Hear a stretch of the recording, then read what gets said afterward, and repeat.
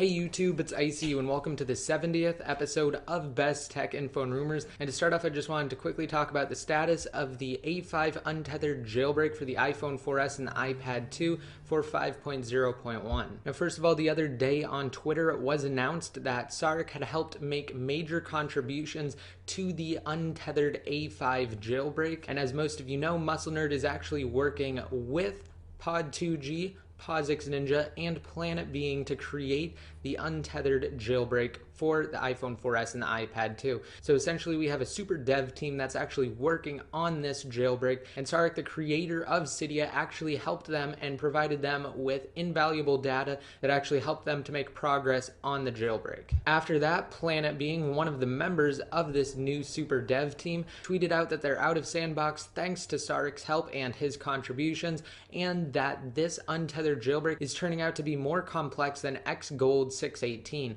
And for those of you that don't know, he's basically just comparing the complexity of this jailbreak to that of the iPhone 4 and GSM model iPad 2's baseband. So basically he's just saying that this jailbreak is turning out to be more complex than they had initially predicted. And then after that, Pod2G announced on his blog that they made it out of the sandbox and they are still working on getting the untethered jailbreak ready, but that it should only be a matter of days. So hopefully, thanks to these new developments, we will see an untethered jailbreak sometime in the near future, and I don't want to speculate, but hopefully it should be within about a week or less. And always remember that I will keep you guys updated on the status of any jailbreak, whether it be an untethered or tethered jailbreak for the latest iDevices or some of the older iDevices. I will keep you guys updated, so just remember to stay tuned for all of the news related to future jailbreaks, and I will also have you guys covered as far as tutorials go. Kind of along the same lines, Apple released iOS 5.1 Beta 3 the other day, and if you're interested in it, and if you guys want to see what 5.1 Beta 3 brings, then you can check out the link that's down below in the more info, because it does have Apple's changelog. But perhaps the best thing that iOS 5.1 Beta 3 brings, at least for iPhone 4S users, is the reintroduction of something that was missing from the iPhone 4S up until now, and that is the option to actually toggle on or off 3G without having to toggle on or off data completely. So this is really great, and I don't know why Apple changed that in the iPhone 4S, but according to sources, it has made its way onto the iPhone 4S with the release of iOS 5.1 Beta 3. Also, at CES this year, Acer announced a upcoming service that they will offer called Acer Cloud, and essentially it looks a lot like iCloud.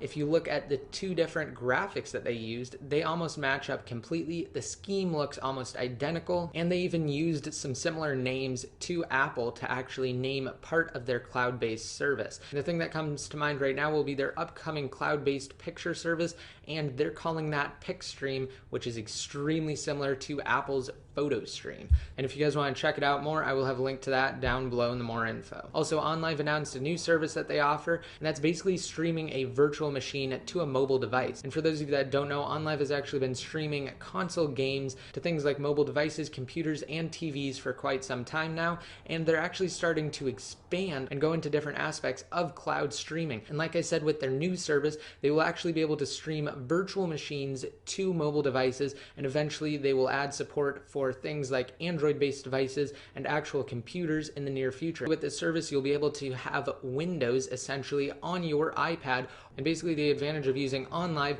over something else such as VMware or Parallels is that you actually do not have to have a host. It streams it to you from their host, so it's all hosted on their servers. So if you guys want to learn more about OnLive's new service and you want to figure out how it works and the structure that they have set up for the service, then you can check out the post that's down below. Another awesome thing that was announced at CES this year was Liquipel and Zag's new technology. They offer the same thing, however it's slightly different, and what it does is it allows them to completely waterproof electronics by using a special form of vapor that bonds with the electronic device, and it prevents water from seeping in, and it also repels it at the same time. So you'd be completely safe if you dropped an iPhone in a lake and you had Liquipel on it. You could pull it out and you could use it. The only difference is that Zag is actually looking to license their technology out to companies such as Apple, so they would actually be able to include that technology in the product itself without having to pay for it on top of the product. Also, Apple sent out invitations for their education, media LTE event that's scheduled to take place on the 19th of this month in New York City.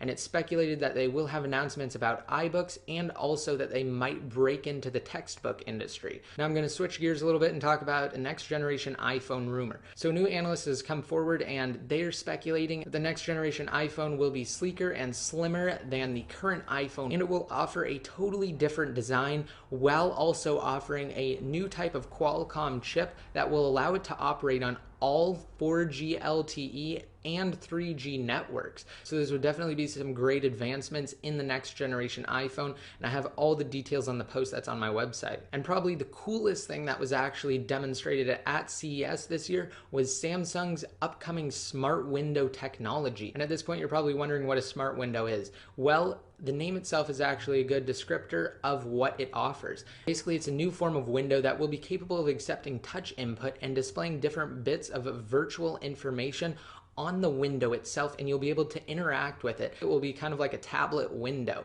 But don't worry, it will be on a one-sided pane, so neighbors looking in through your window won't actually be able to see what you see on your side of the window. So this is some really great technology. It's extremely advanced, and it's set to go into mass production in a couple of months. So with the right price point and the right marketing techniques, it's possible that we could start seeing this type of technology everywhere in a short amount of time. Also, I released 2 new videos since the last episode of Best Tech and Phone Rumors. The first one was a video showing you guys how to root or jailbreak the Amazon Kindle Fire on the latest firmware, and it's definitely a lot easier than the last tutorial I did. And I also did a full and in-depth review on the Sony PlayStation Vita. So if you guys want to see those, I'll have links to them down below, and I'll also have links to everything else I talked about in today's episode. Don't forget that you can gain additional entries to the giveaway I'm doing in collaboration with Friday Night Cranks in this video simply by rating it up, favoriting it, and leaving a comment down below in the comment section with a special phrase. And that special phrase is actually on our semi-new website that we released specifically for this giveaway. And if you guys want more details on the giveaway, and if you guys want to actually know what the phrase is, go to fncicu.com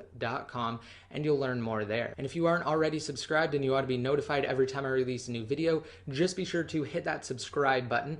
And if you want to be updated more often, don't forget to like my Facebook fan page, follow my Twitter accounts, and add me to one of your circles on Google+. And until next time, this is HzO signing out.